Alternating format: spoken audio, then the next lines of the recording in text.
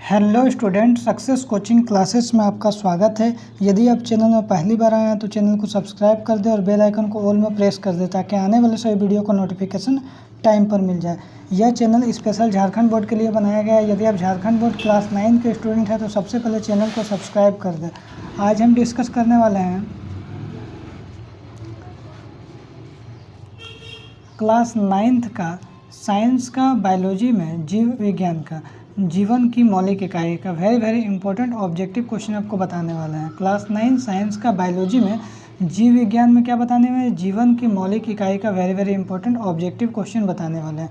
यदि आपको इसका PDF चाहिए तो आप कमेंट करके ज़रूर बताएं। देखिए, सबसे पहले यहाँ पर क्वेश्चन है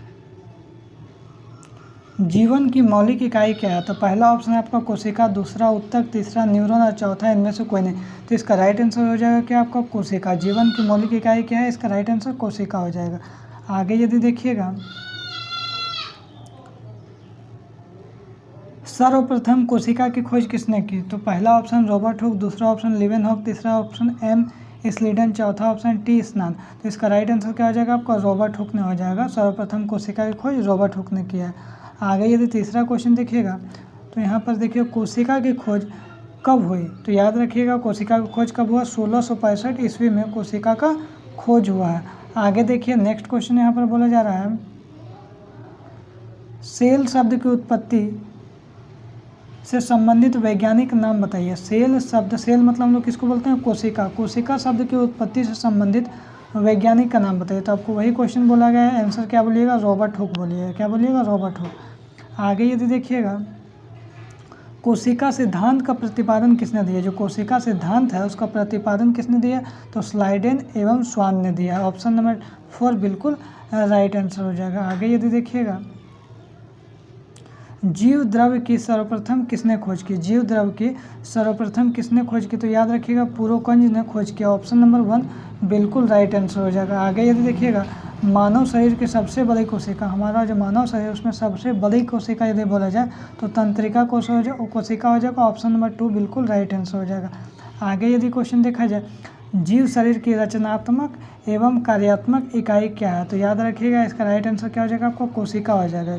जीव शरीर की रचनात्मक एवं क्रियात्मक इकाई क्या हो जाएगा आपका? कोशिका हो जाएगा। आगे यदि देखा जाए निम्नांकित में से कौन सा एक कोशिकीय है? तो याद रखिएगा पैरामीशियम क्या है? ये एक कोशिकीय जीव है। आगे यदि देखिए सबसे छोटा एक कोशिकीय जीव कौन सा है? तो याद रखिएगा माइक्रोप्लाज्मा क्या है? सबसे छोटा एक कोशिकीय जीव है।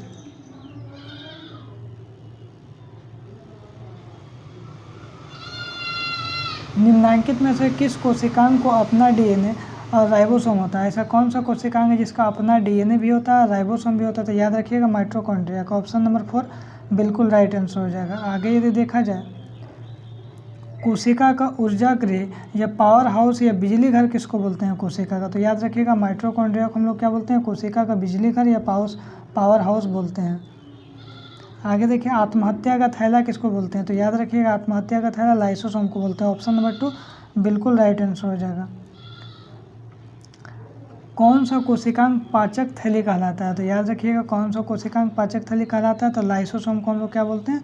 पाचक थैली बोलते हैं। आगे यदि देखा जाए तो पादप कोशिका का रसोई घर किन्हें कहा जाता है? तो याद रखिएगा पादप कोशिका का रसोई घर किसको बोलते हैं? हरित लवक को हम लोग बोलते हैं पादप कोशिका का रसोई घर। आगे यदि देखा जाए कोशिका भित्ति जो होता है किसका बना होता है? तो सेल्यूलोज का बना होता है। ऑप्शन नंबर 3 बिल्कुल राइट आंसर हो जाएगा। आगे यदि देखा जाए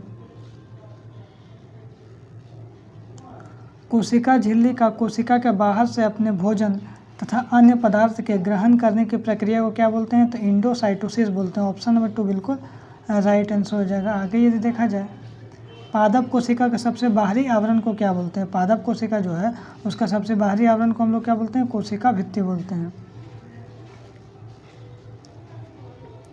पादप कोशिका के चारों तरफ पाए जाने वाली झिल्ली को क्या बोलते हैं? तो याद रखिएगा कोशिका के चारों तरफ पाए जाने वाली झिल्ली को हम लोग क्या बोलते हैं? प्लाज्मा झिल्ली बोलते हैं। ऑप्शन नंबर 3 बिल्कुल राइट आंसर हो जाएगा। आगे यदि देखा जाए तारक केंद्रक का कार्य क्या है? तो तारक केंद्रक का कार्य क्या हो जाएगा? तुर्क निर्माण हो जाएगा। ऑप्शन नंबर 2 बिल्कुल राइट आंसर हो जाएगा। आगे यदि देखिएगा प्रोकैरियोटिक कोशिका का उदाहरण बताइए। तो याद रखिएगा प्रोकैरियोटिक कोशिका का उदाहरण क्या हो जाएगा आपका, ऑप्शन नंबर 2 बैक्टीरिया हो जाएगा।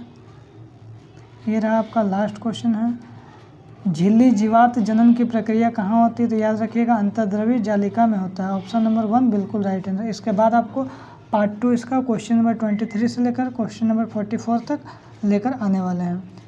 फिर मिलते हैं नेक्स्ट वीडियो में। Thank you so much.